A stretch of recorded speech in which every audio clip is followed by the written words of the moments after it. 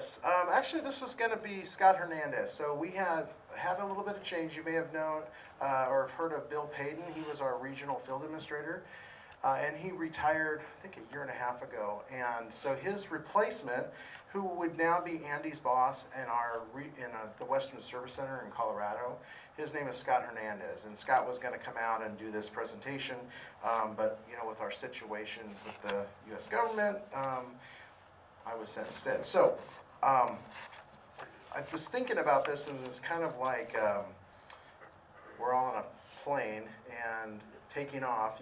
This information might be brand new to you, so it's like you're just taking off. I feel like I'm with my 1 day of prep. I'm probably in the tower as an FAA controller, and yet when I look at this, it's kind of like from 30,000 foot altitude. So hopefully I'll do this some service, good service, but the information is very new to me, but I'm excited about it because, as I mentioned earlier, I do all the assigning for companies, for reviews, for investigations. So, and I look at carriers and what their basics look like, and if they're a risk carrier, that kind of thing. So this change I'm actually fairly interested in. I'm looking forward to seeing what our agency comes up with. So it's called the Correlation Study, and Congress gave us an incentive in the FAST Act to study the issues and results of what we call the IRT model. There we go. So this is kind of the timeline. 2010, CSA was launched, and then in 2015, Congress passed the FAST Act, which stands for Fixing America's Surface Transportation.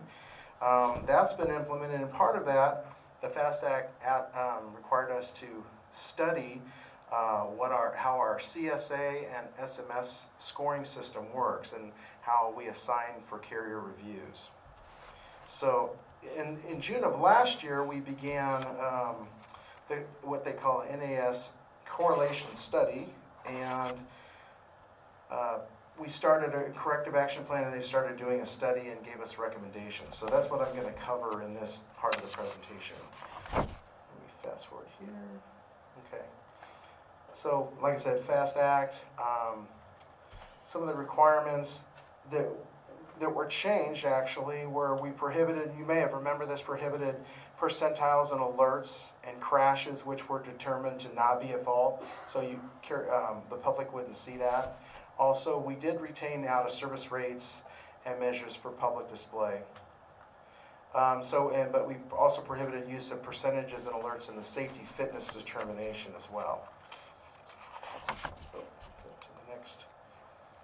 So NAS is the National Academy of Sciences, and they were commissioned to study CSA, and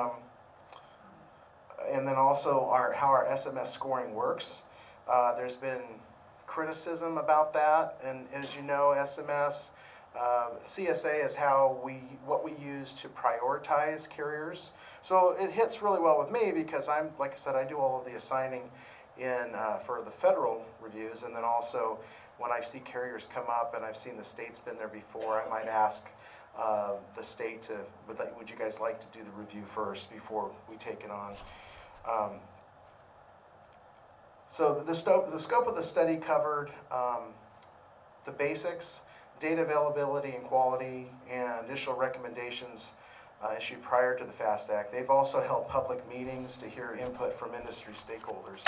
I have there's quite a few things here. The SMS and basics are the basics effective at identifying high-risk carriers for interventions. Interventions meaning those carriers that we assign reviews with. Is the methodology used to calculate the basic percentiles? Basically, how is that scoring system, the SMS scoring system working? Are there alternatives to the SMS that would identify high-risk carriers more accurately?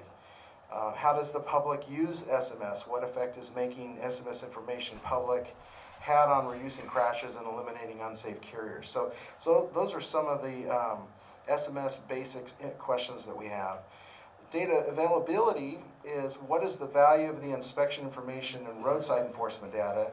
How accurate is the safety data? Are there any data collection and sufficiency gaps? And if so, what is their impact on the efficacy of the CSA program? and what's the difference in rates at which enforcement authorities report safety violations to FMCSA. So some of the questions that they were wanting to answer through the NAS study. They found the overall findings that SMS is actually sound, defensible, and structured in a reasonable way. You may not think that, but that's the overall findings came up with. Is a sensible approach to crash prevention rather than prediction. Our agency is going to explore more statistical approaches to prioritize carriers for intervention.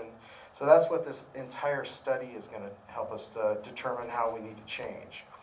The agency should focus on improving the data that goes into its prioritization process. And they gave us 6 recommendations. So I'm going to go through these 6 real quick with you. First one is to develop and test an IRT, Item Response Theory. How many of you have heard of an IRT before? Okay, all right. That's where I was at Wednesday when I was told I was going to present this part. So they're going to develop and test an IRT model, review a MCMS database. The MCMS is where all of the reviews go into, all the data collection, all the crashes, all of that goes right into MCMS.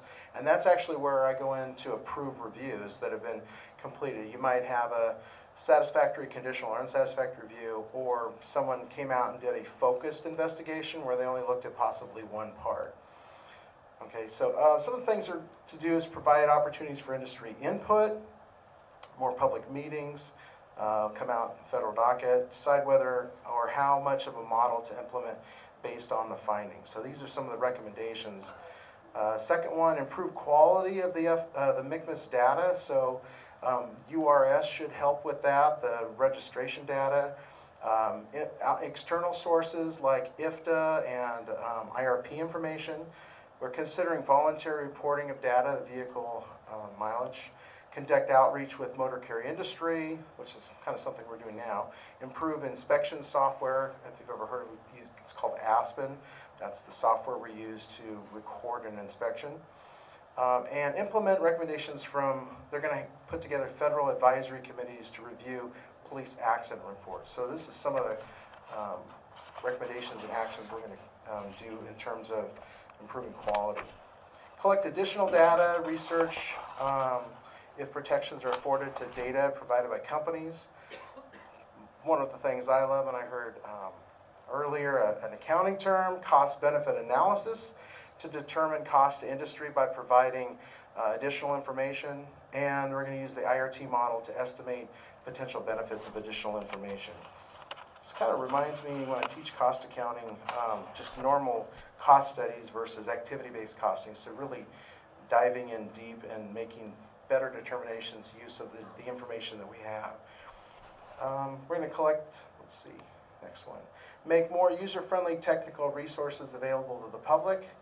We're going to improve our data availability, develop a web page. I haven't seen this yet, so where researchers, carriers, safety consultants, and the public can obtain simplified MCMS data snapshots. All good ideas here. Let's see, next one. Conduct additional study to better understand if the percentiles should be publicly available. Gather input from the industry on ways the public uses this data.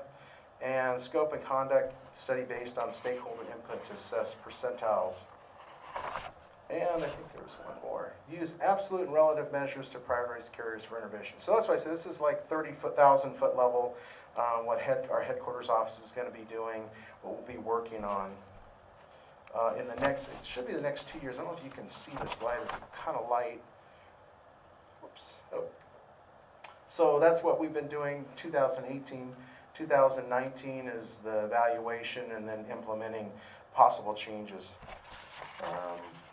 Okay, that's, like I said, I'm going to stop there. There's not, one of the thoughts that I had was some of the changes that they're looking at for the SMS scoring. For example, the current information now shows, like if you had a speeding violation, anything over 15 miles an hour would give you the most points. They're looking at maybe with the IRT model, changing that, and let's say speeding tickets from 6 to 10 miles per hour might be more heavily weighted. So those are some of the things they're looking at, there's like 66 categories of violations roadside. So how are they going to change all of that data? So as I'm going through and assigning reviews and I look at a carrier, oftentimes I'll see carriers that have a really high basic, maybe in one area. Maybe it's vehicle maintenance. Let's say they have a 92. Okay, with that, I'm probably going to assign that as a focus review. If everything else is fine, we're just going to come in and do one review of vehicle maintenance and then complete the review or the intervention. But oftentimes I'll see carriers that have a lot of low, they'll have basic numbers that are just below, let's say 65, kind of like flying below the radar, but they have several of them. And it always kind of makes me wonder, you know, we may only assign just one area, but if you look at that and you have a carrier that's got 5 or 6 basic areas, or 5 or 6 of these areas that are just below the radar, kind of makes you wonder if their overall culture, or what we term the safety culture, they might have a problem with that. Even though we may only assign it for one part of their overall safety posture to be reviewed, it does kind of make you wonder. And so that's really what this will help us with, with prioritization of carriers. So we'll probably, that's why I'm saying I'm looking forward to this in the next 2 years.